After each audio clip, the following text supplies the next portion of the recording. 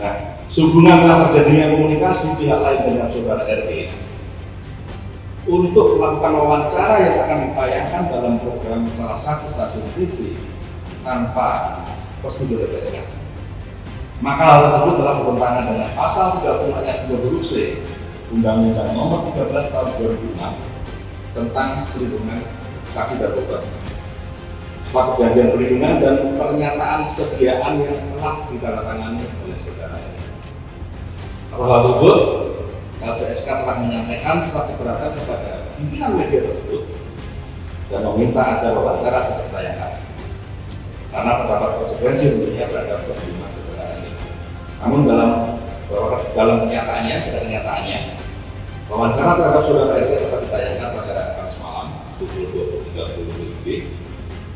Atas hal tersebut, maka Kamis 9 Maret 2023 LPSK telah melaksanakan sidang pimpinan Mahkamah Pimpinan LPSK dengan keputusan untuk menerbitkan perlindungan kepada saudara.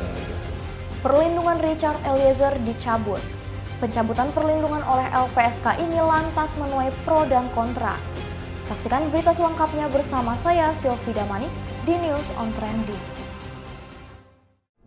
Terdakwa kasus pembunuhan terhadap Brigadir J, Richard Eliezer, semula berstatus Justice Collaborator. Namun, kini LPSK memutuskan untuk mencabut hak perlindungannya. Richard Eliezer Pudihang Lumiu selaku terdakwa kasus pembunuhan terhadap Nofriansyah Yosua Huta Barat atau Brigadir J tak lagi berstatus Justice Collaborator.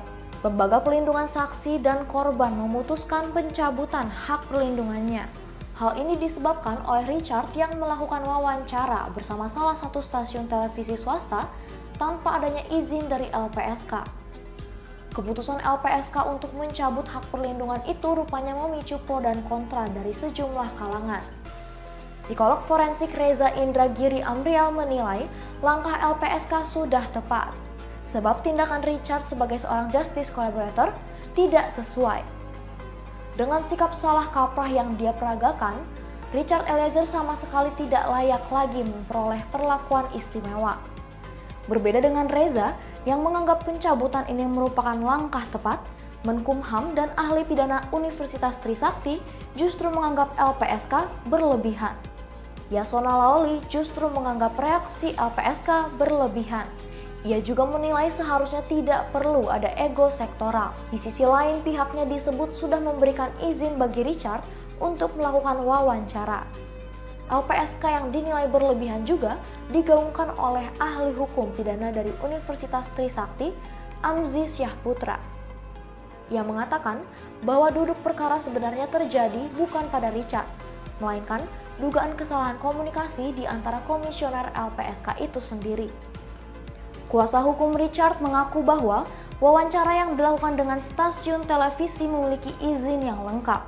Bahkan, ada LPSK saat wawancara berlangsung. Kuasa hukum Richard, yakni Roni Talapesi, mengaku terkejut saat LPSK mencabut perlindungan terhadap kliennya. Dikatakannya, wawancara dengan stasiun televisi sudah memiliki izin lengkap. Bahkan, pihak LPSK turut hadir di sana. Saya mewakili tim penasihat hukum sangat menyesalkan dan menyayangkan keputusan LPSK hari ini yang menghentikan perlindungan terhadap Richard Eliezer.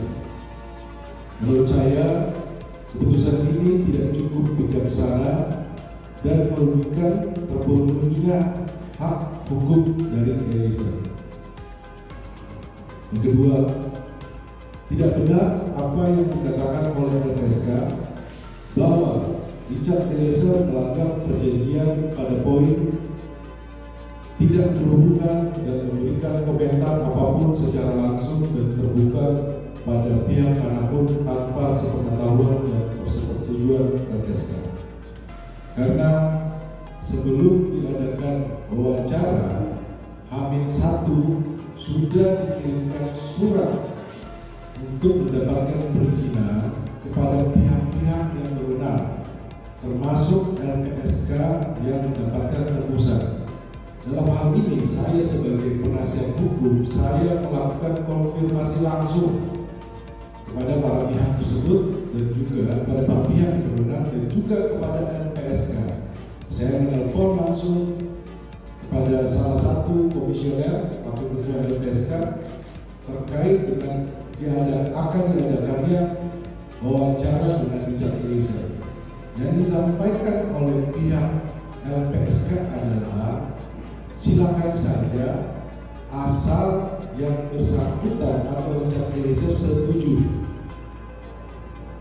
Kalau kita lihat di sini sudah disampaikan oleh komisioner asal yang bersangkutan setuju. Nah, kalau kita lihat mengacu di dalam undang-undang pers bahwa narasumber yang akan dimintakan wawancara juga pun tidak keberatan. Karena saya tunggu juga melakukan konfirmasi tidak keberatan dan keluarga juga tidak keberatan. Sehingga tidak benar yang seperti tadi yang kita dengarkan bersama bahwa LPSK tidak diberitahukan. Jadi saya punya dokumentasinya semua secara lengkap dan jelas. Ada surat juga tebusan kepada kami. Yang tadi saya sampaikan bahwa semua prosedur sudah dijalankan oleh pihak media yang mewawancarai.